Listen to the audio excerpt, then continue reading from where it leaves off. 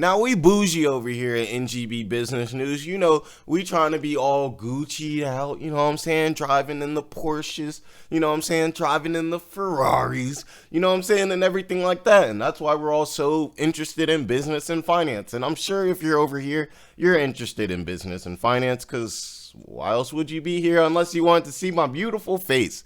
But as we all know, to get to that step where you can buy the Ferraris and, you know what I'm saying, go on the yacht trips and everything like that, first you have to get to middle income. As we all know, it's lower class, middle class, and upper class. And I think a lot of people really wonder too, who are in the middle income, they're kind of wondering, like, am I middle income? Like, am I middle class? It's such a widespread area. So today, I want to talk about what exactly is middle class in a lot of big major U.S. cities. As you guys know, it definitely differs. Being middle class in New York is definitely different than being middle class out there in the middle of Kansas or something like that. You know what I'm saying? It's a huge difference. So let's get into that so we can all work to becoming middle class, upper middle class, all of that. And then we can get to that point where we are upper class. But the first step to getting to a goal is understanding what the goal is in the first place. So now you don't have to go and look online. I guess you would still be looking online, but I'm going to tell you what middle class is considered today. So I'm not going to hold you up. If you like this type of content, definitely like, comment, subscribe. I work really hard to make these videos, and I hope you enjoy them. Now, like I said, I don't want to hold you up, so let's get into it. Okay, so it says here's how much money it takes to be considered middle class in 20 major U.S. cities. Now, it says the middle class has been shrinking throughout the last 5 decades as more Americans have entered either the upper class or the lower income brackets, according to the Pew Research Center. As you know, Pew Research Center, they do a lot of research that we see over here on the channel, so they're very well respected. Now, it says the latest data from 2021 shows a share of the population in the middle class continues to hover around 50%, around where it has been since 2011. Prior to that year, the share of middle-class Americans had been consistently shrinking since a peak of 61% in 1971. Now, Pew defines middle class as those earning between 2/3 and twice the median American household income, which in 2021 was $70,000, according to the United States Census Bureau, which is, as you guys know, that's a pretty good decent amount to make. You know what I'm saying? $70,000. That means American households earning as little as $47,000 and up to $141 are technically in the middle class. And this is where it really becomes shady. And when people really have a problem like dictating what middle class is or kind of understanding it, you see there's a very big difference between somebody who makes $47,000 a year and $140 as far as lifestyles are concerned. Those are complete, almost polar opposites. Whereas one person may be in, a 1-bedroom apartment, just have a normal car, and while they're still comfortable, they still may even live paycheck to paycheck. And obviously you can still live paycheck to paycheck if you're making $200K. It just depends on how you live. But $140,000, you could pretty much acquire a really, really nice foreign car. You can definitely probably save up for a down payment on a house relatively quickly. And just in general, these lifestyles are so different from each other, it seems a little weird to throw them in the same class. But there has to be a middle class. But other factors like family size and location can change what middle class looks like for you. Here's some income thresholds for the middle class and the 20 most populous U.S. metros. Now you can see in New York, it's 56K to 169K. So, New York would be a little high. Los Angeles would be about 55K to 165K. We're not going to go through all of these. And then you can see that. I think it's interesting here, Washington, Arlington, Alexandria, that whole area seems to be the highest threshold with 74K and 221K. Somebody let me know if you understand why that is.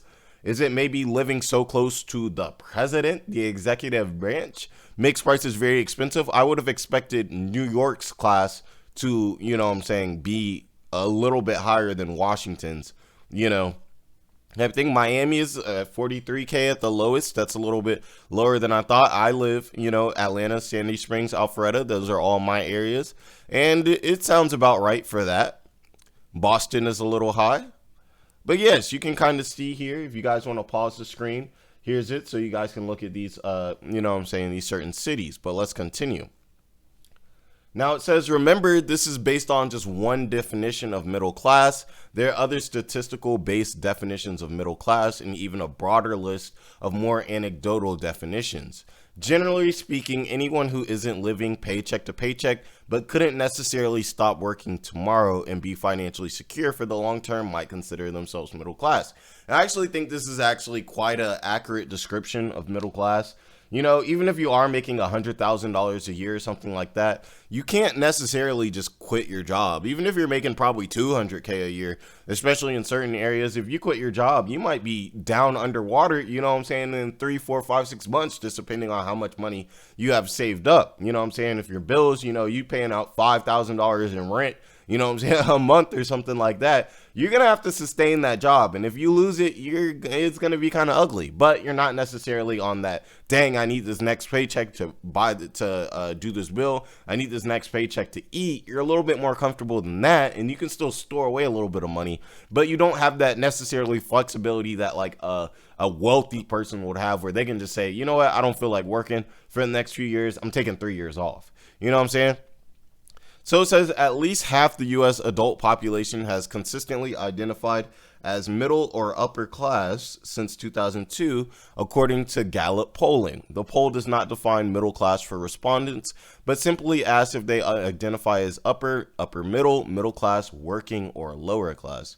And I'm going to have to do a video on the difference between working or lower class. I'm not sure if they're necessarily the same, but I hear them being kind of used interchangeably, but also different. So I think that's definitely a video that I'm going to end up making, just so we can understand if there's a distinction, so we can understand it. Now, it says, though the share of upper, middle, and middle class identifying adults was larger, around 63% of adults in 2003, before the Great Recession, it never fell below 50% and still hasn't, even through the brief but sharp recession caused by C-19, which is surprising. As you know, a lot of people, you know, lost their jobs and everything during C-19. It was a tough time for our nation, and it's still spilling out into the recession that we have today. This is all kind of consequences of C-19. Now, as of April 2022, 50% of adults considered themselves middle or upper middle class, and statistically speaking, they could all be correct. But given different life situations and perceptions of wealth, there's a good chance that not everyone who feels in middle class actually is, and vice versa. So I guess what I would say here, the good conversation would be like, what do you guys consider middle class? Do you guys consider it to be, you know what I'm saying, one of those things where it is like, okay, I'm not living paycheck to paycheck, but I can't quit my job? Or do you think it's more of like a straight up statistical thing on how much, you know, rent and everything like that, living conditions cost in a city, and then, you know, pretty much calculating it out through that, which would, you know, have somebody be comfortable? Let me know what your kind of definition of middle class is, and let me know what kind of areas, what type of thing you would consider to be middle class. Like it says, a lot of people may think they're middle class and they're not. A lot of people, you know what I'm saying, may think they're, you know, middle class who are lower class and they're not. Or a lot of people may actually be in the wealthy class, but they think they're middle class. I don't think there are many people that, you know, make $200K a year or something like that and think they're middle class, but it's possible. So let me know what you guys think about that and what you guys' real definition would be for middle class. Now, if you guys like this content, definitely like, comment, subscribe, all that stuff to help the channel grow. I'm trying to hit 1,000 in 2023. We hitting 1,000 in 2023. But you guys all have a great day. Y'all be blessed. And, you know, you have a good day no matter what class you're in, because we can always move into the next one.